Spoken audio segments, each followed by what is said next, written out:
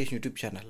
ఈ వీడియోలో APPC group 2 మెయిన్స్లో భాగంగా ఆంధ్రప్రదేశ్ చరిత్ర ఏపీ హిస్టరీ సంబంధించి శాతవాహనం క్లాస్ 2 చూద్దాం. క్లాస్ 1లో మనం ఆధారాల్లో మనకు శాసనాలు, నాణ్యాలు మరియు పురాణాలకు సంబంధించి ఆధారాలు చూద్దాం. ఈ వీడియోలో సాహిత్య ఆధారాల గురించి మనం ఇప్పుడు నేర్చుకుందాం. ఇక్కడ చూడండి, హలుడు రాసింది ఈ గ్రంథం ఇది గాథా సప్తశతిని. హలుడు మహారాష్ట్ర ప్రాకృత భాషలో గాథా సప్తశతి గ్రంథాన్ని రాసిన వారు హలుడు, మహారాష్ట్ర ప్రాకృతం భాష. అలానే గుణాఢ్యుడు పైశాచిక భాషలో బృహత్ కథ అనే గ్రంథం రాయడం జరిగింది. అలానే హరిశీనుడు రాసిన గ్రంథమే బృహత్ కథా కోశము. హరిశీనుడు రాసిందే బృహత్ కథా కోశము. మరి క్షేమేంద్రుడు బృహత్ కథా మంజరి అనే గ్రంథం రాశాడు సంస్కృతంలో. మరి వరాహిముడు బృహత్ కథా జాతక మరియు బృహత్ సంహిత అనే గ్రంథాలు రాసిన వారు వరాహిముడు సంస్కృత భాషలో రాశారు. వాత్సాయనుడు కామసూత్రాలు అనే గ్రంథాలు రాయడం జరిగింది. అలానే న్యాయభాష్యం అనే గ్రంథాలను కూడా రాయడం జరిగింది. అలానే సోమదేవసూరి సంస్కృత భాషలో లేదా సంస్కృతంలో కథా సరిత్సాగరం అనే గ్రంథాన్ని రాయడం జరిగింది. మరి కుతూహలుడు ప్రాకృత భాషలో లీలావతి పరిణి అనే గ్రంథాన్ని రాయడం జరిగింది. మరియు ధనపాలుడు తిలకమంజరి అనే గ్రంథాన్ని రాయడం జరిగింది. మరి శర్వవర్మ సంస్కృత వ్యాకరణ గ్రంథి కాతంత్ర వ్యాకరణం రాశారు శర్వవర్మ. మరి బుద్ధస్వామి బుద్ధ కథా శ్లోక సంగ్రహం అనే గ్రంథాన్ని రాయడం జరిగింది.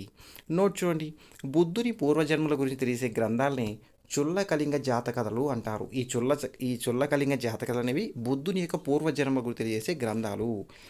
ఇక్కడ చూడండి, బృహత్ కథా మంజరి, బృహత్ కథా కోశము మరియు బృహత్ సంహిత, అలానే కథా సరిత్సాగరం అనే గ్రంథాలు గుణాఢ్యుడి యొక్క బృహత్ కథ ఆధారంగా రచించబడిన గ్రంథాలు.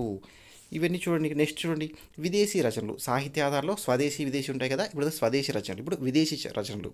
ఈ విదేశీ రచనలో ఫస్ట్ది నేచురల్ హిస్టరీ అనే గ్రంథాన్ని ప్లినీ లాటిన్ భాషలో రాశారు. లాటిన్ భాషలో రాయడం జరిగింది. ఈ ప్లినీ రాసిన నేచురల్ హిస్టరీ గ్రంథం శాతవాహన కాలం నాటి వర్తక వాణిజ్యాల గురించి వివరణ తెలుపుతుంది. ఈ గ్రంథంలో ప్లినీ ఐరోపాలోని బంగారమంతయు భారతదేశానికి తరలిపోతుందని తెలిపారు. ఐరోపాలోని బంగారమంతయు భారతదేశం తరలిపోతుందని పేర్కొన్నవారు ప్లినీ రోమ్ నగరానికి చెందినవాడు. నెక్స్ట్ గ్రంథం చూడండి, Periplus of the Erythraean Sea. ఈ గ్రంథానికి మరొక పేరు ఎర్ర సముద్రంపై నావికుని యొక్క దినచర్య. ఈ గ్రంథాన్ని గ్రీకు భాషలో అజ్ఞాత గ్రీకు నావికులు రాశారు. ఈ గ్రంథ రచయిత యొక్క పేరు అలభ్యం లేదా సౌకర్యం లేదని చెప్పవచ్చు. అయితే ఈ గ్రంథం శాతవాహన కాలం నుండి వర్తక వాణిజ్యాల గురించి తెలుపుతుంది. అలానే రోమ్ మరియు ఆగ్నేయ ఆసియా దేశాలతో ఆంధ్రుల వ్యాపారం గురించి, విదేశీ వాణిజ్య రేవు పట్టణాల గురించి వర్ణించినది ఈ గ్రంథం. పాండిచ్చేరిలోని అరకమేడు రేవు పట్టణాన్ని అంతర్జాతీయ రేవు పట్టణంగా పేర్కొన్నది ఈ గ్రంథం. నోట్ చూడండి, శాతవాహనుల కాలంలో అరకమేడు అనే ప్రాంతం రోమన్ల యొక్క విపణీపీదిగా పేరుగాంచినది.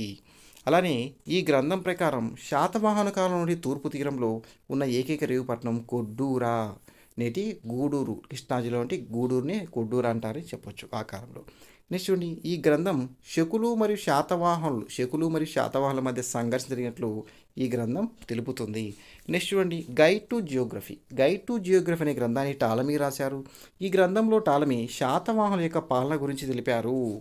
నెక్స్ట్, శాతవాహనుల కాలం నాటి మైసోలియా, నేటి మచిలీపట్నంను గొప్ప కేంద్రంగా టాలమీ వర్ణించారు. శాతవాహనుల యొక్క రేవు పట్టణాల గురించి వివరించబడింది ఈ గ్రంథంలో. ఈ గ్రంథం ప్రకారం పశ్చిమ తీరంలో లేదా పడమర తీరంలో లేదా పశ్చిమ తీరంలో బరుకచ్చ, నేటి బ్రోజ్, గుజరాత్లోని బ్రోజ్ పట్టణం ముఖ్యమైనది ఈ గ్రంథం ప్రకారం. తర్వాత సోపారా, మహారాష్ట్ర సోపారా, కర్ణాటకలోని కళ్యాణి రేవు పట్టణాలు ముఖ్యమైనవి. ఈ కర్ణాటకలోని కళ్యాణి రేవు పట్టణంపై శకులు దండెత్తి ధ్వంసం చేసినట్టు ఈ పెరిప్లస్ ఆఫ్ ఎరిత్రియన్ గ్రంథం ద్వారా తెలుపుతుంది, మనకు తెలియజేస్తుంది. నెక్స్ట్ గ్రంథం చూడండి, సియూకీకే మరొక పేరు బుద్ధిస్టు రికార్డ్స్. ఈ గ్రంథాన్ని రాసిన వారు హుయాన్సాంగ్. ఈ హుయాన్సాంగ్ 7వ శతాబ్దానికి చెందినటువంటి చైనా దేశస్థుడు. అలానే ఈయన యొక్క బిరుదు, హుయాన్సాంగ్ యొక్క బిరుదు యాత్రికుల యువరాజు పేరు ఉంటారు, హుయాన్సాంగ్ని పిలుస్తారు. ఈయన కాశ్మీర్ నుండి తమిళనాడు వరకు గల భారతదేశంలో సందర్శించి వివరాలు అందించాడు. ఈ గ్రంథంలో శాతవాహనుల గురించి వివరాలు అందించాడు ఈ సిగ్యూకి అనే గ్రంథంలో హుయాన్సాంగ్. నెక్స్ట్ చూడండి, ఇండికా అనే గ్రంథాన్ని రాసిన వారు మెగస్తనీస్. ఈయన గ్రీకు భాషలో ఇండికా గ్రంథాన్ని రాయడం జరిగింది. ఈ గ్రంథంలో ఆంధ్రుల గురించి ప్రస్తావించినటువంటి మొదటి విదేశీ గ్రంథం ఇండికా. ఇది ఇండికా. మౌర్యుల కాలంలో రాయబారిగా వచ్చి పాట్లీపుత్ర నగర వర్ణం గురించి, అలానే శాతవాహనుల యొక్క రాజకీయ వ్యవస్థ గురించి వివరాలు అందించను ఈ మెగాస్తనీస్. అలానే ఆంధ్రులకు 30 కోటలు లేదా బ్రిటనీ మిషన్ 39 30 కోటలు మరియు 1,00,000 పదార్థాలు ఉన్నట్లు పేర్కొన్నాడు ఈ మెగాస్తనీస్. నోట్: భారతదేశాన్ని సందర్శించిన తొలి విదేశీ యాత్రికుడు మెగాస్తనీస్. ఈయన గ్రీకు దేశానికి చెందినవాడు. ఇక్కడ చూడండి నెక్స్ట్, శాతవాహనులు వంశనామం గురించి భిన్న అభిప్రాయాలు కలవు. మొదటి సిద్ధాంతం ప్రిజులస్కీ సిద్ధాంతం. ఈ ప్రిజులస్కీ యొక్క సిద్ధాంతం. ఈ ప్రిజులస్కీ సిద్ధాంతం ప్రకారం శాత అనే అనగా గుర్రం అని, హన్ పహన్ అనగా కొడుకు అని అర్థం. అనగా అశ్వమేధం చేసినటువంటి రాజు సంతతి శాతవాహనులని ప్రిజులస్కీ అనే సిద్ధాంతం ప్రకారం మనకు తెలియజేస్తుంది. నెక్స్ట్ జినప్రభ సూరి సిద్ధాంతం.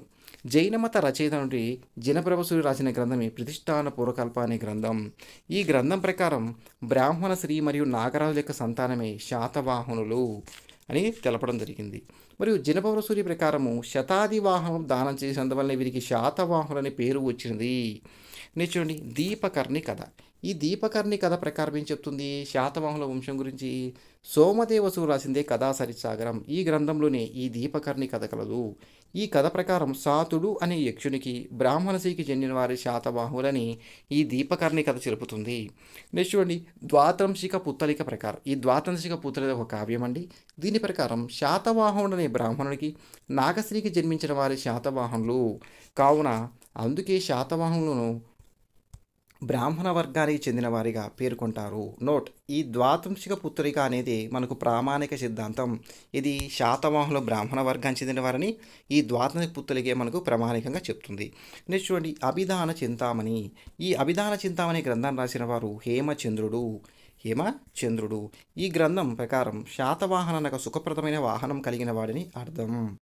శాతవాహన యొక్క వంశస్థాపకుడు మూలపురుషుడు. ఇక్కడ ఏం చెప్తున్నాయి చూడండి, శాతవాహనుల యొక్క వంశస్థాపకుడు శాతవాహనుడని శాసనాలు, నాణ్యాలు మరియు కథా సరిత్ర అనే గ్రంథం ప్రకారం తెలుస్తుంది. అయితే పురాణాలు ఏం తెలిపాయి? శాతవాహనుల యొక్క మూలపురుషుడు శ్రీముఖుడు అని పురాణాలు తెలపడం జరిగింది.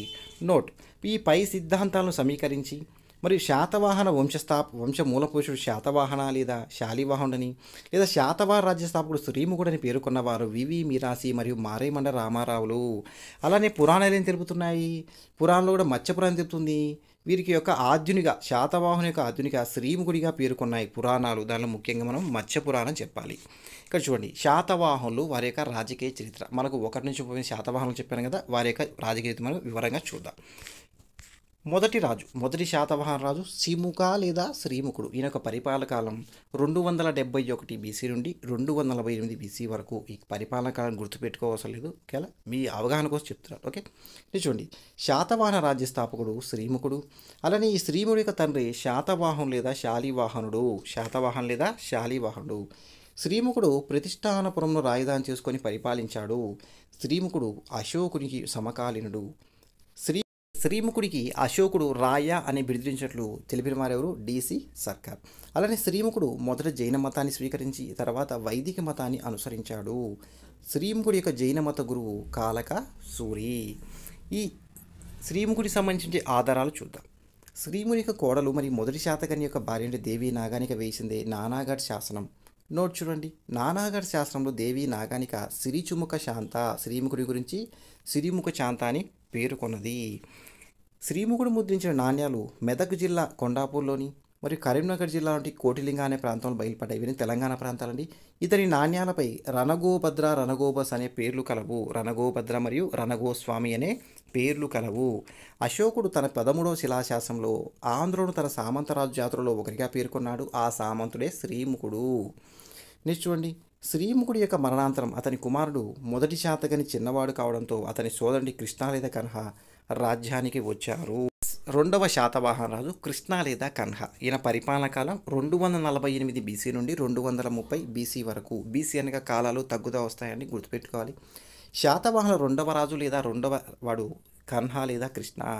ఇతని కాలంలో శాతవాహనులు మహారాష్ట్రకు చొచ్చుకొని వెళ్ళారు. ఆంధ్ర ప్రాంతం నుంచి మహారాష్ట్ర వైపుకి వెళ్ళారని తెలుపుతున్నారు. అయితే కన్హా నాసిక్ వరకు రాజ్యాన్ని విస్తరించి మహారాష్ట్ర నాసిక్ వరకు రాజ్యాన్ని విస్తరించి బౌద్ధ భిక్షువులకు 2 విహారాలు నిర్మించాడు. అవి ఒకటి నాసిక్ విహారం మరియు కన్హేరి అనే విహారాన్ని నిర్మించాడు.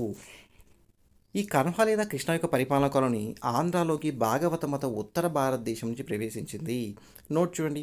మొదట ఉత్తర భారతదేశంలోకి శుంగులలో పుష్యమిత్ర శుంగుని కాలంలో వెలుగులోకి వచ్చింది ఈ భాగవత మతం. అయితే భాగవత మత స్థాపకుడు వాసుదేవుడు లేదా శ్రీకృష్ణుడుగా చెప్తారు. వాసుదేవుడు లేదా శ్రీకృష్ణుడు భాగవత మత స్థాపకుడు. భారత్లో భాగవత మతం ఉన్నట్టు తెలియ శాసనం బేస్ నగర్ శాసనం హీలియోడోరస్ యొక్క బేస్ నగర్ శాసనం భారతదేశంలో భాగవత మతం ఉన్నట్టు తెలుపుతుంది. వైదిక మరియు బ్రాహ్మణ మతం అనుసరించిన బౌద్ధాన్ని కూడా అనుసరించినట్లు నాసిక్ శాసనం తెలియజేస్తుంది ఈ కన్హ లేదా కృష్ణుడి గురించి. నెక్స్ట్ చూడండి. ఈయన బౌద్ధ సన్యాసుల కోసం కృష్ణ లేదా కన్హ బౌద్ధ సన్యాసులకు ధర్మ మహామాత్య అనే ఉద్యోగులను కూడా నియమించడం జరిగింది. నెక్స్ట్ శాతవాహన రాజు మొదటి శాతకర్ణి. ఈయన పరిపాలన కాలం 230 నుంచి 220 వరకు. శ్రీముడి యొక్క కుమారుడే మొదటి శాతకర్ణి. మరి తొలి శాతవాహనులు ఉంటారు కదా, 1 నుంచి 23, 24, 30 అని చెప్పాం కదా. మొత్తం 30 మంది శాతవాహనాలలో 1 నుంచి 23 రాజులు తొలి శాతవాహనులని, 24 నుంచి 30 మళ్ళీ శాతవాహనులు ఉంటారు. ఈ తొలి శాతవాహనంలో గొప్పవాడే మొదటి శాతకర్ణి. నెక్స్ట్ చూడండి. మౌర్యుల సామంతులుగా కొనసాగిన శాతవాహనులు మొదటి శాతకర్ణి కాలంలో స్వతంత్రంగా ప్రకటించుకున్నారు. అనగా తొలి స్వతంత్ర శాతవాహన రాజు అంటే ఎవరు? మొదటి శాతకర్ణి. చూడండి. మత్స్యపురాణం మొదటి శాతకర్ణి మల్లకర్ణ లేదా మహన్ అని పేర్కొంది. మల్లకర్ణ లేదా మహన్ అని పేర్కొంది. మొదటిసారిగా తన పేరుకు శాతవాహన అనే వంశాన్ని జోడించిన తొలి శాతవాహన రాజు మొదటి శాతకర్ణి. నెక్స్ట్ చూడండి. వైవాహిక సంబంధాల ద్వారా రాజ్యాన్ని విస్తరించిన మొదటి శాతవాహన రాజు ఎవరు? మొదటి శాతకర్ణి. నెక్స్ట్ ఈయన మొదటి శాతకర్ణి రటుల రాజైన మహారథి అంగీయకుల వరదైనటువంటి తృణకైరో కుమార్తె దేవి నాగానిక లేదా నాగవరదాయిని వివాహం చేసుకున్నాడు మొదటి శాతకర్ణి. నానాగఢ్ శాసనం వేయించిన వారెవరు? దేవి నాగానిక. ఈయన తన రాజ్య విస్తరణను పశ్చిమ దిక్కు నుండి బదిలెత్తి అస్మక, అకర, అవంతి మరియు ములక, మాల్వా ప్రాంతాలను జయించాడు. మొదటి శాతకర్ణి పుష్యమిత్ర శుంగుడిని ఓడించి అందు గుర్తుగా ఉజ్జయిని పట్టణ తోర గుర్తు నాణ్యాలు వేయించాడు. ఈయన గజ గుర్తు నాణ్యాలు కూడా వేయించాడు. అనగా ఏనుగు గుర్తు నాణ్యాలు కూడా వేయించిన వారు ఎవరు? మొదటి శాతకర్ణి. తొలిసారిగా బ్రాహ్మణులకు వెండి నాణాలు దానం చేయడంతో పాటు పన్ను మినహాయి భూములు కూడా దానం చేశారు మొదటి శాతకర్ణి. కళింగరాజు కారవేలుడు మొదటి శాతకర్ణిపై దండెత్తి ఓడించినట్లు కారవేలు యొక్క ఆతిగుంప శాసనం మరియు గుంటుపల్లి శాసనాలు పేర్కొన్నాడు. మొదటి శాతకర్ణి ఇండో గ్రీకు రాజు డెమిట్రియస్ను కూడా ఓడించాడు. వైదిక మతం ప్రకారం యజ్ఞయాగాలు నిర్మించిన మొదటి శాతవాహన రాజు మొదటి శాతకర్ణి.